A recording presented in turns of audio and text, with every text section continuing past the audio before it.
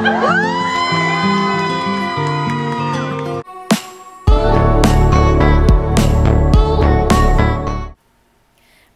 anak ni Nora Honor na si Kenneth De Leon, nag-propose na sa kanyang partner at napakasaya ng kanyang mga kapatid, lalo na si Lotlot De Leon.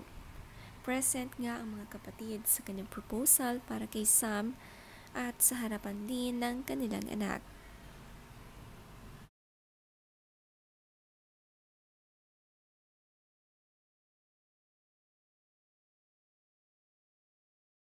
Kaya ako na, kunin ko na itong opportunity na to, nandito lahat ng pamilya.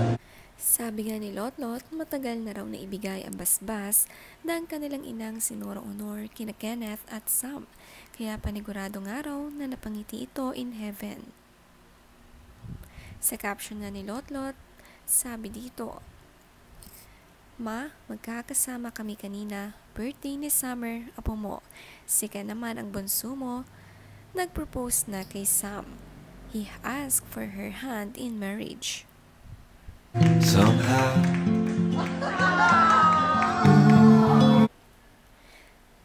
Message nga ni Lotlot para sa kanyang kapatid, "Ken, sobrang proud ako sa iyo. You have grown into such a loving dad this summer and a devoted partner to Sam na maging misis mo na. And Sam, thank you for loving my brother. You're such a blessing to him. Lagi kaming nandito para sa iyo, Ken and Sam, kaming mga kapatid nyo. Mahal na mahal ka namin, Ken, pati na rin ang munting pamilya mo."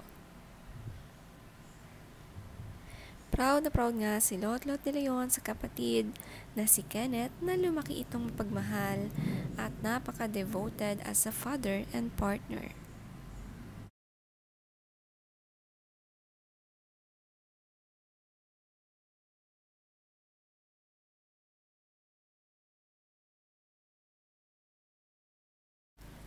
Masaya nga sila na naging bahagi ng espesyal na araw na ito.